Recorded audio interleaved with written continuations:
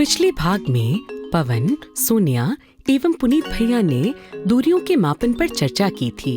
इस भाग में तीनों गति के मापन पर चर्चा जारी रखेंगे।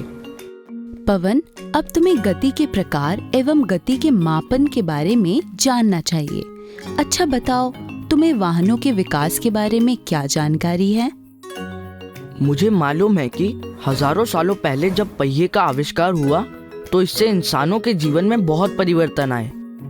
पहिए के अलावा नाव के आविष्कार ने भी बहुत प्रभाव डाला। नाव के कारण पानी के आसपास बसी दुनिया की खोज करना आसान हो गया। पता है, हवाई जहाज से पहले लोग समुद्र में जहाजों से लंबी यात्रा किया करते थे। नाव की सवारी मुझे बहुत पसंद है। कितने आराम से चलती है। पानी में सड़क जैसा घर्षण नहीं होता है ना? हाँ, लेकिन घर्षण आवश्यक भी होता है, नहीं तो हम चल भी नहीं पाएंगे और आम सतह पर भी फिसलने लगेंगे।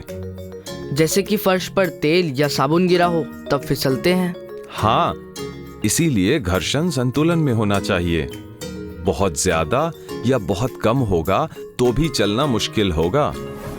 नाव और पहियों के आविष्कार के बाद धीरे धीरे वाहनों का विकास होता गया और अब तो हवाई जहाज तक बन चुके हैं। लेकिन मुझे समझ नहीं आया, इसका हमारे अध्याय से क्या संबंध है?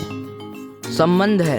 अच्छा सोनिया, तुम कैसे बताओगी कि कोई वस्तु गति में है?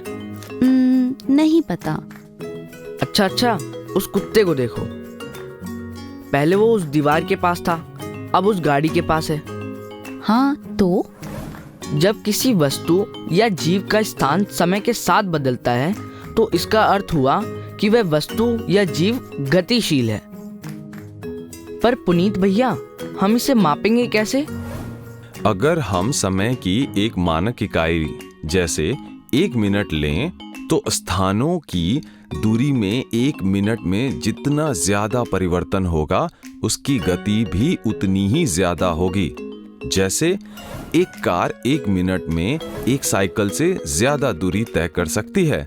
इसका अर्थ हुआ कि कार साइकिल से ज्यादा तेज गति से चल सकती है। भैया, क्या गति का भी मापन मात्रक होता है? हाँ, अगर कोई कार 1 घंटे में 50 किलोमीटर चलती है तो उसकी गति हुई 50 किलोमीटर प्रति घंटा। तो यहाँ मानक माप है किलोमीटर प्रति घंटा। अरे वाह, समझ गया। पवन, मैंने पढ़ा है कि गति भी कई प्रकार की होती है, जैसे वर्तुल गति, आवर्ती गति आदि। कोई उदाहरण देकर समझाओ। वर्तुल गति का उदाहरण लेते हैं।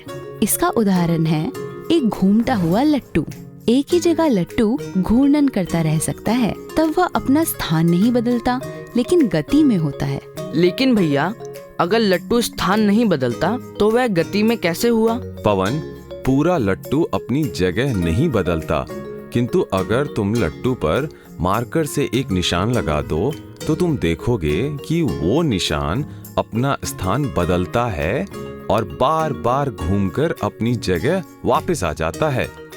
घड़ी की सुइयां, पंखा आदि भी इनके उदाहरण हैं। और सोचकर देखो, हमारी धरती भी तो वर्तुल गति में है। इसी वजह से दिन और रात होते हैं। भैया, मुझे ये तो समझ आ गया, लेकिन अब मुझे एक और सवाल सूझ रहा है। वो ये कि धरती तो सूरज के चारों ओर भी चक्कर लगाती है और लट्टू भी घूमता घूमता इधर उधर जा सकता है। तो क्या इसका अर्थ ये हुआ कि कोई वस्तु एक समय पर एक से ज्यादा प्रकार की गति में हो सकती है? अरे वाह पवन, और हाँ, तुमने सही समझा। एक वस्तु एक से अधिक प्रकार की गति में हो सकती है। जैसे कार का टायर आगे भी बढ़ता है और घूमता भी है। तुम लोग खुद भी घूमते हुए इधर उधर बढ़ सकते हो। पवन, जैसे सीधी गति को मीटर या किलोमीटर प्रति मिनट या प्रति घंटा आदि में मापा जाता है, वर्तुल गति को चक्कर प्रति मिनट में मापा जा सकता है। वर्तुल गति के अलावा गति का एक प्रकार है आवर्ती गति। इसका उदाहरण है आगे पीछे आवर्ती करने वाला झूला। इसे हम आवर्ती प्रति मिनट या प्रति घंटा आदि में माप सकते हैं। इसके अलावा आवर्ती गति के कुछ और उदाहरण हैं। कपड़े सिलने वाली मशीन और ये स्प्रिंग का खिलौना जो कि आवर्ती करता है। मुझे अच्छे से समझ आ गया। शुक्रिया भैया, शुक्रिया सोनिया। अब मैं कल बिना चिंता के स्कूल जाकर परीक्षा दे सकता हूँ। और अब पढ़ाई की बात खत्म करते हैं और कुछ खेलने चलते हैं।